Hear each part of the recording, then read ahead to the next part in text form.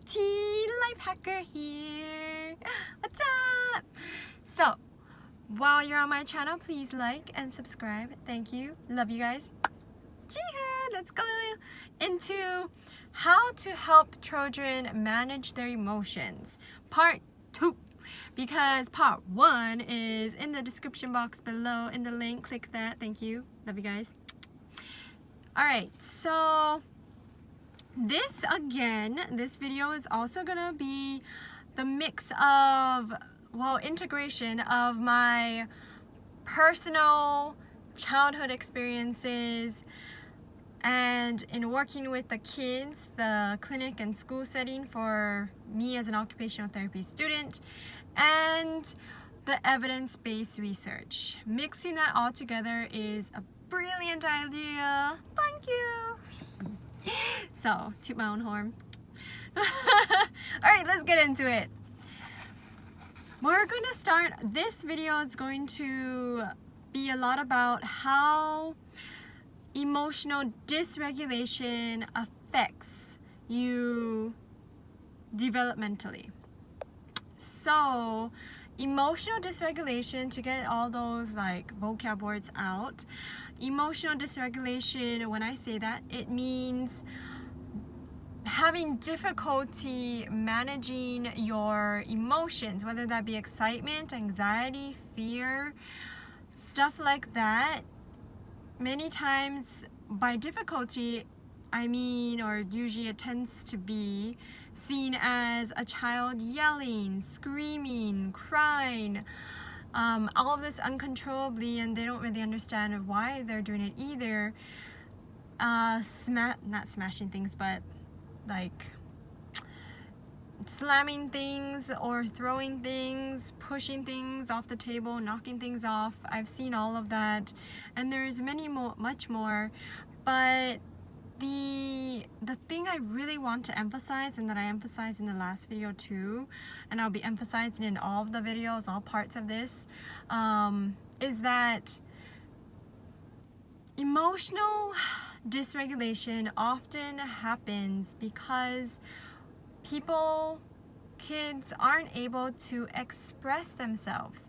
And what I mean by express themselves isn't necessarily being able to talk. I can talk, but yet maybe I'm not able to express myself. As a kid, I was super talkative, talk your ear off, got people to buy things when I did a fundraiser to help my friends. Got people to buy things just by talking their ears off. They're like, oh my gosh, you talk too much, I'll just buy it. See, like that. That is not self-expression. That is just like, you're really good at talking. Self-expression involves being able to self-reflect. You're able to understand why you feel the way you do, why you're behaving the way you are, why you're maybe like knocking things off, or even being able to understand that you're getting to that point that you're feeling the need and want to start knocking things off because people aren't listening. People can't hear you. People don't understand what you're trying to say, what you're trying to express, what you're feeling. And so the way that many times we try to explain it to people is by the visual. I'm visually showing them you're frustrated, you're knocking things off, you're hitting at things, you're screaming, you're crying. As I mentioned in my personal video, mine was I cried. I cried about kind of everything. I would easily be triggered into crying. Whether I'm in school, working on an assignment, looking at something and thinking, Jazz, you're not smart enough. I mean, to myself, you're not smart enough. Look at all the kids around you. They know what they're doing. Look at you.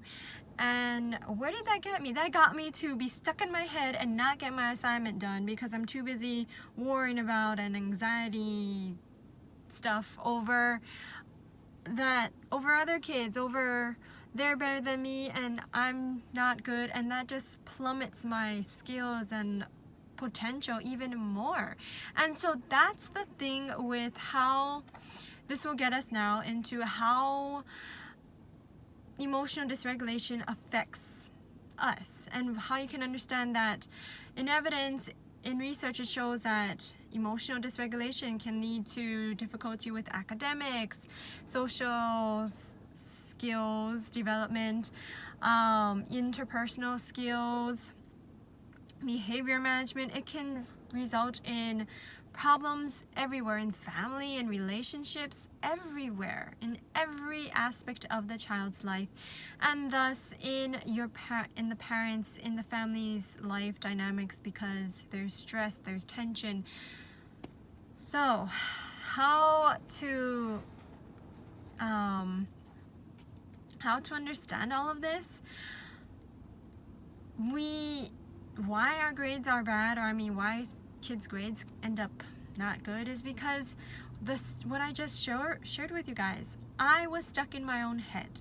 I didn't have the support that I needed to be able to understand why I'm crying. Why am I different? Am I different from others? That's what my environment told me. My parents, my family, my school, my everything around me, kids, teachers, counselors, they all essentially told me I was different from others. I need to be corrected. Something's wrong with me. And it's not anyone's fault. No one is at fault in this, other than there's miscommunication in understanding what someone's trying to say, someone's trying to express, someone's feeling. We can't understand it. How can we understand it? There are ways, and we'll get into that as well. It might be another video though, just saying. So, keep out. I then, and I'm giving these personal stories to kind of get you guys to see the connection between research and the actual lived experience, having been through this yourself, is that because I couldn't express myself, and because I didn't have the support needed to understand why I'm behaving the way I am. And I even thought of it as I'm misbehaving, and that's simply what it was. It wasn't, but that's how I had been taught it from everyone around me. And again, as a kid, you seek your environment to help you. You're not helpless, but you're learning from those around you. And if those around you are telling you there's something wrong with you, if they are the ones that you look to for support, for the trust that everything will be okay, if there's something wrong with it, if you're being told that, how is that really going to help you?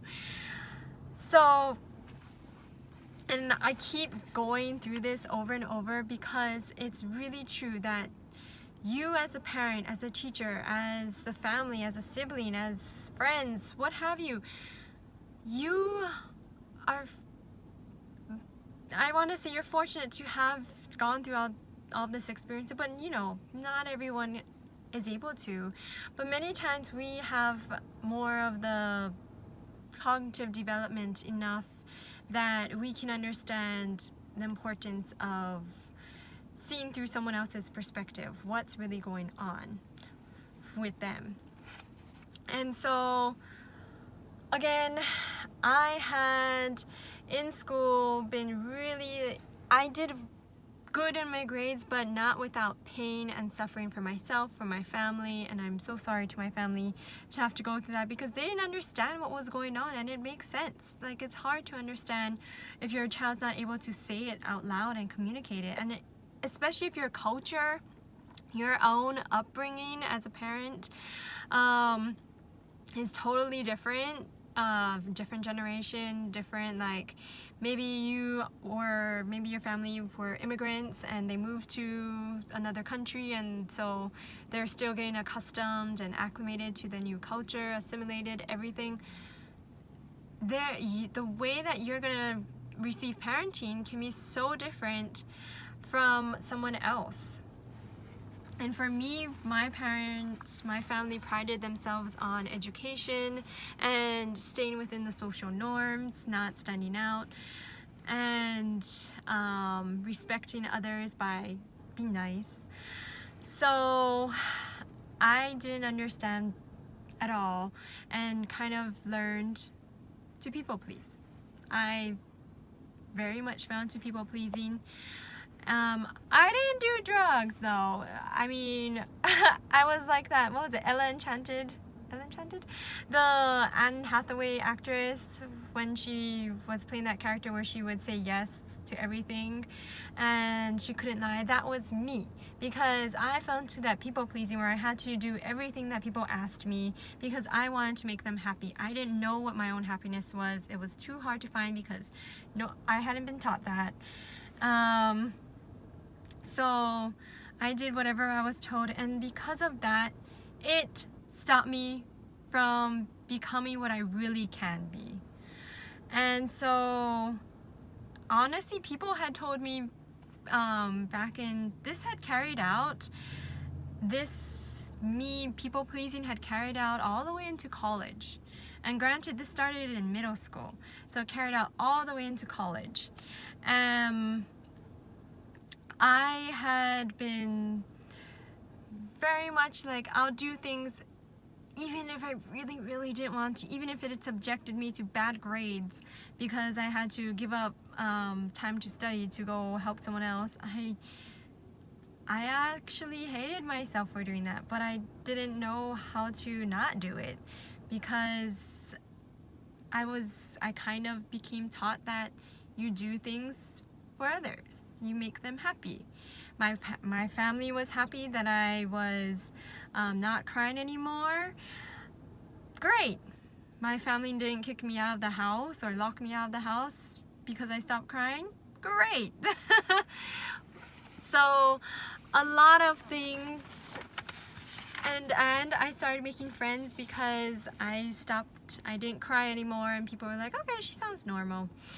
And honestly, it's not to say they weren't true friends, but it all felt conditional. There was one person, I have to say, in middle school who made a huge difference in my life, and just thinking about her makes me smile. Her name, I won't say it directly, but I will say it was something like Shana. Shanae, there we go, Shanae.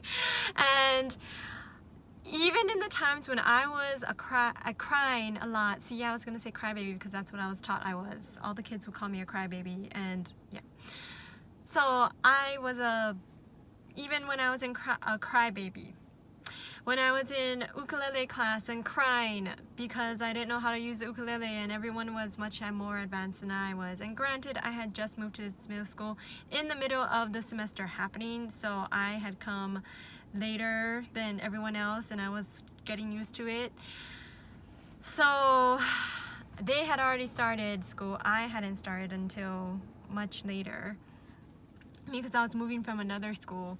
So things were rough, and that girl, Shanae, had helped me through learning that I could have a friend. She became a really good friend, and even when there was this other girl who in our class, she was like, oh my gosh, Shanae, why are you hanging out with her? She's like really, she's such a crybaby. She was still so sweet, and honestly I probably drove her to be my friend even more because she was so sweet. She would sit next to me in class and then try to hang out with me, talk to me, and we became the best of friends. And then I got into college, where I truly learned what unconditional love is. And this is all, what I'm sharing with you now is how important your social support is, how important the environment around you is. For people to support you means so much. For people to believe in you, it's amazing. And so this next person who I met in college, whose name I will just call Michael Jordan, she taught me what unconditional love was. And by that I mean I had learned, the way that all of this affected me is I had learned, as I told you, I suppressed my emotions. I didn't show any negative emotions. I only was positive. And granted, I am just naturally positive. But I didn't know that before. It was just like, what I did. I never said anything that was like, if someone did something bad, I wouldn't say it as, oh yeah, they did this to me, it wasn't very nice. I would say, oh, you know, it was because I did this and this. So I would pin it on myself. Sure, there is things that, you know, that we could do to improve, but I completely dismissed what the other person could do to improve. In fact, it got so bad in my master's in public health program where the person I was with for my practicum had completely said really bad things about me that weren't true. And my professor had actually known this student to kind of like do those sorts of things. So he had took me aside and told me, like, you know, it's not for you to pin things all on yourself. You need to also let others take responsibility. So what is it that she, like, why do you think this happened this way? And I was like, no, it's all me. Like, I did this wrong. I could have done this. She got frustrated at me because and it totally makes sense. And he's like, we're getting nowhere. And I was like, yeah, that's true. It's all me. And that honestly, if I was him, I'd probably be kind of like, oh boy, this poor kid. It was actually, if I were to see that now, I shouldn't say disgusted at myself, and it wasn't disgusted at myself, I'd just be cringing, like, oh my gosh, wow, this is bad. And my friends had taught me that I don't always have to just pin it on myself. I have the right to be upset at someone who does something that's completely ridiculous towards you. So it's kind of like, I learned a lot from them. And then my Michael Jordan had introduced me to my now husband, and that was a long time ago, but she had introduced me to my now husband, and it was also because of him that I learned so much about what unconditional love meant, and how you don't have to be perfect all the time. I learned from my experience, I need to be perfect. And of course, no one is perfect, guys. But I thought, I need to be perfect. I cannot make any mistakes. If I make mistakes, oh my gosh, you, as in myself, are gonna be in so much trouble. And I would beat myself up over it over and over again. It got super bad, really bad. And yes, guys, mental health is really important. It is important whether you need counseling or not. Okay, no, I shouldn't say that. You may think you don't need counseling. Everyone may have this stereotype that counseling's bad, and I don't really understand why, but it's not, guys. Counseling can be something that, it doesn't even have to be where you have major problems. It's to help prevent problems. And I learned this through public health, that you don't have to, in order to help others, you have to understand yourself. And as a upcoming practitioner, healthcare provider, I can't just be saying, yeah, counseling's so great, you should do it.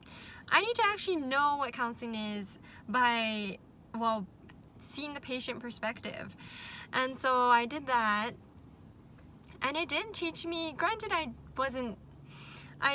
you know what styles work for you and what don't, but I always took the good from each experience. And I did learn a lot about about myself, and how I'm like, I guess you think that you get over things from your past of emotional dysregulation, what have you, that, oh yeah, I learned to suppress my emotions, that's great, that's all I need, yay. No. It's truly that you need to find what works for you, to understand why you would have emotional dysregulation the way you did. What was it that triggered that? And that is the root problem that needs to be addressed. for me, it was feeling like I didn't belong and feeling like I wasn't good enough. And then that's what a lot of people feel too, I'm sure. And to be able to, why did we feel that? For me, I felt that because I looked around and everyone seemed to be doing better than me. What was it? I was comparing myself to others. Was that bad? Oh, duh. Sorry, guys. That's just me saying that to myself. No, actually, I'm saying to you guys. Do not compare yourself to others. Sometimes it has benefits, sure, where it's not comparing yourself to others per se, but it's seeing that if someone can do that, you can do that. If you're thinking, oh my gosh, someone can do that, I can't do that. Okay, then I say, boo that. Yes, you can. So the next video will be very concentrated on how to help your child overcome emotional dysregulation. So stay tuned. Thank you guys. Bye bye. Like and subscribe. Thank you.